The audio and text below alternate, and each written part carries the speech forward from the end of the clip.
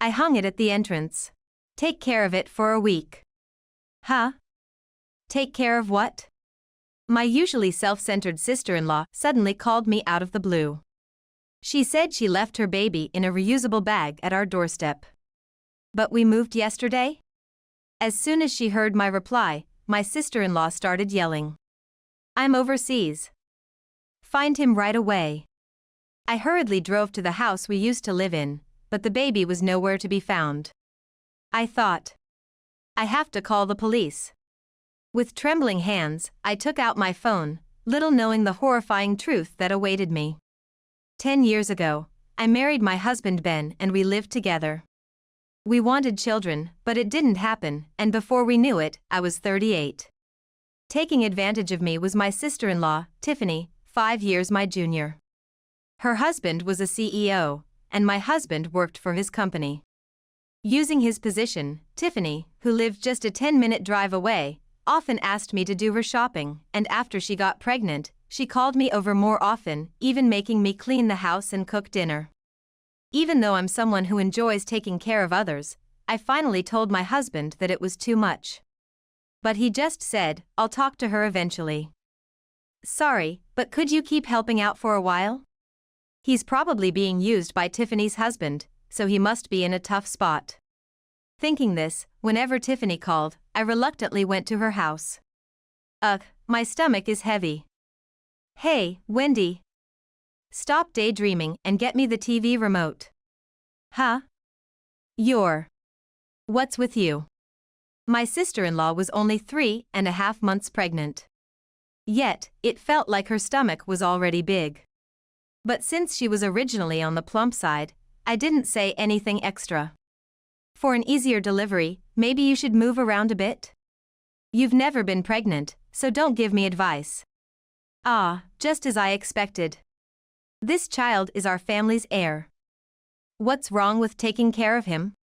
She lounged on the sofa, maintaining her arrogant attitude, and I gradually became more stressed and worn out. But when I questioned if the gender could be determined at 3.5 months, she got angry like a lit fuse. Your brain must be ancient. With modern technology, gender can be determined quickly.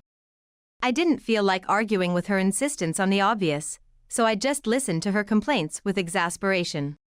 You're just jealous because you can't get pregnant. Seriously bad for prenatal education. If anything happens to this child, it's your fault. Finally, she began to threaten me using her unborn child as a shield. Being around her felt suffocating, and I quickly finished my errands, sighing as I returned home. When I told my husband about it after work, he just said, just a little more patience. So, with a heavy heart, I continued to endure it. It was painful to carry such feelings, so whenever Tiffany called, I made excuses and declined. However, Tiffany complained to my husband that I was being mean to her, leaving him at his wits' end. Despite saying I had things to do, she wouldn't listen and kept calling me multiple times. Helpless, when I finally answered the phone, she let out a piercing voice that grated on my ears. Wendy, do you not care if my husband's position at work gets worse? You haven't forgotten that my husband is the CEO, have you? My husband, usually gentle and kind. With the sole intention of not causing him trouble, I had no choice but to go to Tiffany's place. And as time passed, Tiffany gave birth to a boy a month earlier than expected. Furthermore, the baby weighed over 140 ounces. I thought, despite being born early, isn't he too big? I wondered, but since I had never experienced pregnancy, I accepted that it might just be how things are. Tiffany named the child Sean and, as expected, called me as soon as she was discharged from the hospital, asking me to take care of the baby. Think of it as practice for childcare and fulfill your role as a wet nurse properly. You never know if you'll be blessed with one yourself, huh? I was annoyed by my sister-in-law's attitude, but considering how difficult things must be right after giving birth, I visited her every time she called. Plus, the baby was just so adorable. Sean, you're such a good boy. Grow up healthy, okay? Even tasks like changing diapers and giving baths for the first time didn't feel like a burden when I looked at the child's face.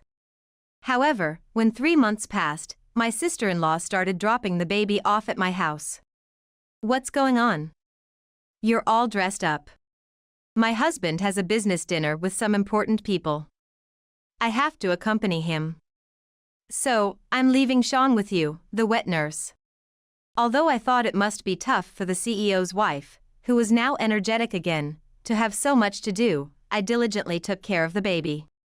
But after that, Tiffany started bringing Sean over more and more frequently. Counting on you again today. Isn't this getting a bit too much? You're not accompanying your husband again, are you?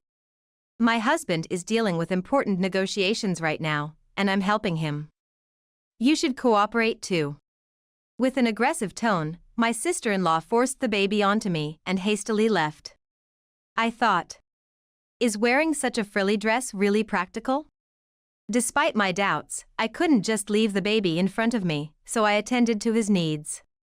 However, on that particular day, when I changed his diaper, I discovered that Sean had diarrhea.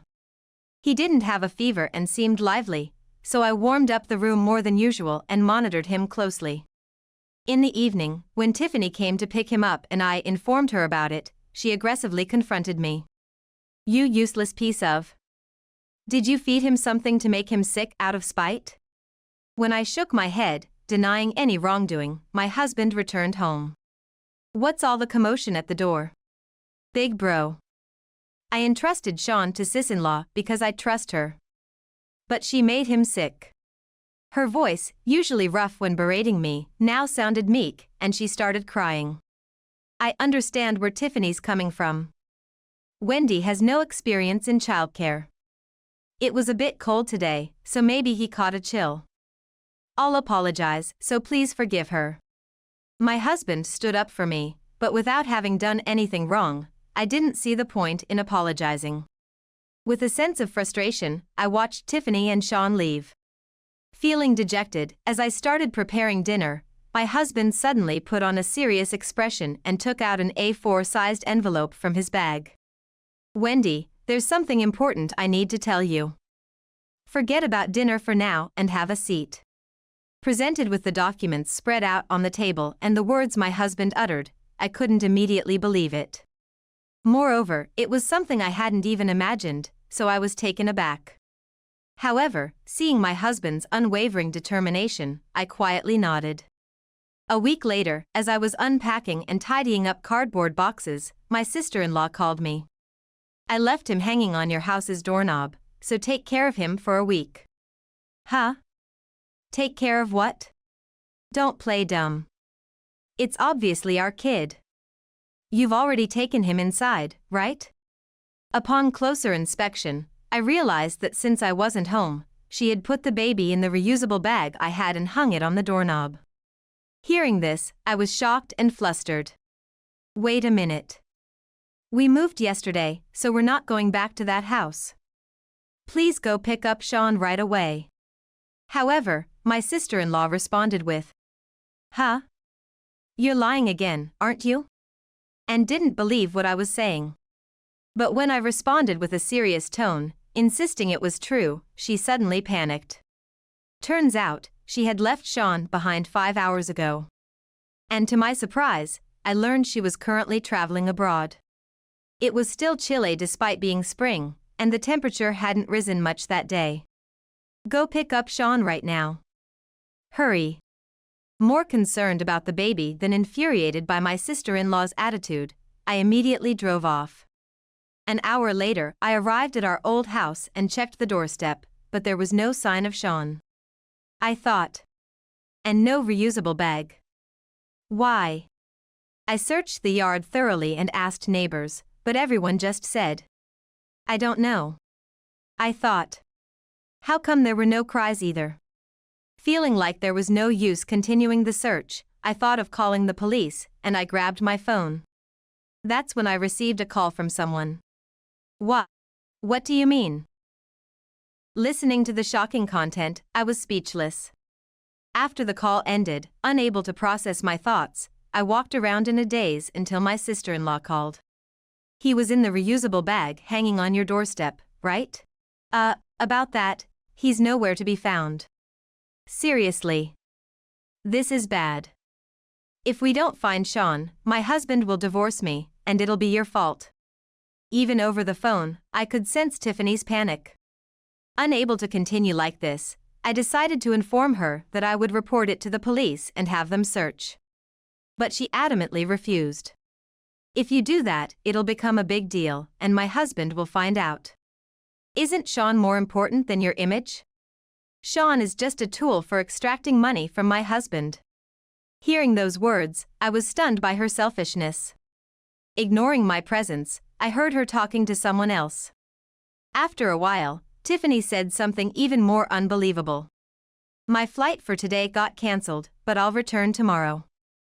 Don't let my husband find out. If you find Sean, let me know immediately. I'll do what I can. After hearing my response, Tiffany seemed satisfied and hung up. The next day, as I waited at the airport, Tiffany appeared arm in arm with a man. Upon seeing me, she approached with a displeased expression. Wendy. What are you doing here? Did you find Sean? I came to tell you something important. Sean is gone, out of your reach. It's too late. With a downcast, sorrowful expression, I delivered the news, and Tiffany began to fluster. That's a lie. What am I supposed to tell my husband? You useless. Find another baby that looks similar and bring it here. How could you say that? Aren't you still a mother? Suggesting that we find another baby of similar age to pass off as Sean to her husband, Tiffany's selfishness enraged me. Filled with anger and sadness, I couldn't help but shed tears. But as I wiped away the tears from my cheeks, I firmly met her gaze. Instead of searching for a look-alike, talk to this person. As I said that, a woman hiding behind me, her hood pulled low, finally revealed her face. And not just Tiffany, but also the man beside her, trembled visibly. Yes, she was the wife of Tiffany's cheating partner. Too shocked to move, the man was then berated by his wife, who exclaimed, "You scum! I'll beat some sense into you." And without hesitation, she delivered a resounding slap to him, right then and there. The force was so intense that passers-by stopped in their tracks. Cradling her husband as he slumped to the ground, she turned her gaze toward Tiffany. Then, Tiffany quickly paled and started speaking rapidly. Excuse me. Please don't get the wrong idea. We're not in that kind of relationship. Huh? Hold on, Wendy. Stop recording with your phone. Despite trying to cover it up, my sister-in-law flipped out on me for having my phone up, seemingly to capture the scene. But I remained calm. So, how do you explain this? From the envelope I had brought, I pulled out emails between my sister-in-law and her affair partner, as well as cozy photos I found on social media. Tiffany forcibly snatched them from me and glared at me.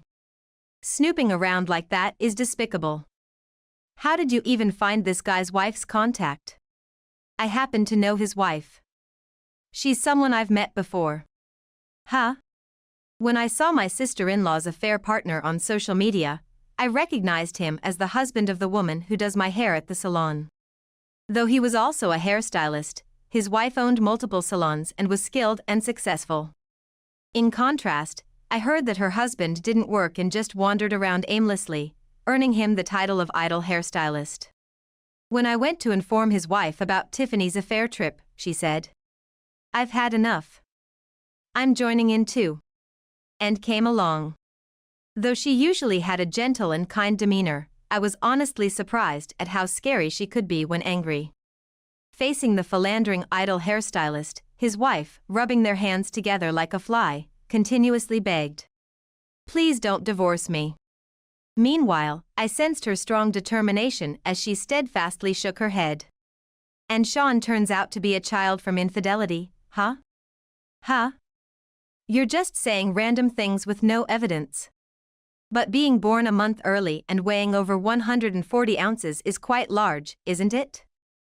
And you're probably hiding the actual number of weeks, right? As I said this, I presented documents from another envelope, a maternity record book and proof that Tiffany's husband and Sean weren't related. You're playing dirty tricks. But if I tear these up, it'll be as if nothing happened. Tiffany snatched the DNA test results from me and tore them up on the spot, looking smug. She probably thought she could get away with it, but it wouldn't be that easy. It's better to talk directly with the person who gave me these documents. When I turned my phone screen toward Tiffany, her eyes and mouth widened so much it looked like she was about to scream. And for good reason. On the screen was Tiffany's husband. I hadn't been recording, I had been video calling with Tiffany's husband the whole time. Tiffany. You lied about going to your parents' house, and you dared deceive me like this. Well. I mean, Repeating words that made no sense at all, my sister-in-law stumbled. Standing before her, I spoke slowly. Listen carefully, because I'm going to explain everything step by step. A week ago, Tiffany's husband, after finding emails between Tiffany and her affair partner, had suspicions and decided to get a DNA test for Sean. At the same time, he lied to Tiffany about going on a week-long business trip. Then Tiffany, upon receiving the email from her affair partner, immediately booked a trip online. In her excitement, she didn't even think about erasing her browsing history. On the day of the trip, Tiffany put Sean in a reusable bag, hung it on the doorstep of the house where I used to live, and happily skipped off to the train station. Your husband, who was following you, ended up rescuing Sean. If he hadn't, who knows what would have happened after being left on the doorstep for over 5 hours. Huh? So, Sean is alive? Yeah, he's with me right now. When I couldn't find Sean and was about to call the police, Tiffany's husband called me instead. Shocked but eager to learn more details, I immediately went to his house. Sean was playing energetically, waving his arms and legs while holding a rattle. As I listened to the situation, I remembered that despite being born a month early, he weighed over 140 ounces. I reluctantly accepted it at the time, but I still found it odd. With Tiffany's husband's permission, I searched through her belongings and found the maternity record book. Upon examining its contents, I discovered that my sister-in-law had falsified the baby's gestational age. Why would Tiffany do such a thing? Upon tracing back the timing of her actual pregnancy, it coincided with the period when my sister-in-law's husband was on a long business trip, away for about 2 months. In other words, it was an impossible situation for the baby's father to be her husband. Realizing she was pregnant with her affair partner's child, Tiffany likely thought she could pass it off with just a 1-month discrepancy. However, the unexpected birth of a big baby revealed her deception, leading to suspicion from me. At this point, the affair partner, whose child's existence was now exposed, began apologizing to his wife, prostrating himself on the floor and banging his head. However, his wife coldly said, "From now on, you'll live on your own," and slammed the divorce papers on the table. As she kicked away the begging adulterer and walked away, her determined stride radiated confidence. On the other hand, my sister-in-law's husband wasn't staying silent either. Of course, we're getting divorced. Go be with that man over there. No way. I only liked his face. He's broke anyway. Are you with me just for money? Hit with a nerve, my sister-in-law faltered in her response. You said Sean was just a tool to extract money from your husband. Stop talking nonsense. I heard yesterday's phone call from Wendy. To ensure my sister-in-law couldn't wriggle out of this, I recorded our conversation for evidence. While we were talking, Tiffany's husband, who had been silently listening, turned red with deep furrows in his forehead. Upon learning the shocking truth, my sister-in-law seemed to tremble slightly. However, after a moment, she remembered something and peered into her phone screen. If Sean had been fine, everything would have been okay, right? Besides, even though we're not biologically related, I gave birth to him, so he's practically your child too. With such a feeble and selfish argument, both Tiffany's husband and I involuntarily exclaimed, "Huh?" at the same time. Seeing our reactions, Tiffany seemed to think she had managed to evade the situation successfully. She put her hands on her hips and looked smug. With just one word. Enough. Tiffany's husband ended the call abruptly. Hey, why did you do that? I did everything you asked me to as much as possible. Didn't it suit your taste? Tiffany tried calling her husband from her phone, but he rejected the call and she couldn't get through. Anyway, Tiffany. Did you know that putting Sean in the reusable bag and leaving was a crime? When I showed her the screen, Tiffany, suddenly trembling, collapsed on the spot. Tiffany, we're done here. Goodbye. With nothing more to say, I left Tiffany behind and walked away, feeling a shiver down my spine. When I looked back, my sister-in-law had a terrifying expression, her eyes bloodshot and her eyebrows twitching. I'll tell my brother on you. It's because of you that I moved without telling him, and now all this happened. My husband decided to move because he felt sorry for me being exploited by you. And of course, he knows everything about this incident. He won't let you near our family again. Feeling abandoned by the only ally she thought she had, my sister-in-law cried out loud on the spot. Even after all this, she didn't utter a single word about Sean. How selfish can one be? This is not the time to cry. Go and pick up Sean immediately. If I'm getting divorced, I don't need the baby. What kind of person are you? I won't forget your words. No matter what happens, I won't let Sean return to you. Having bid farewell to my irredeemable sister-in-law, I walked away with a certain determination in my heart. Later, I reported my sister-in-law abandoning the baby to the police. Though he was quickly taken into custody, her actions were deemed severe, and Tiffany faced significant interrogation by the police. My sister-in-law was served divorce papers by her husband and cut off from her own family, leaving her alone. Having been demanded $15,000 each in compensation from her husband and her affair partner's wife, Tiffany borrowed money with her affair partner to pay the compensation. However, as it turned out, the company she borrowed from was shady, and she ended up being forced to work in dimly lit places to repay the debt. My determination is to raise Sean as my own child. When I told my husband, he readily accepted. Oh, I almost forgot. I'm also blessed with a new life. I'll cherish these children and ensure they live happily.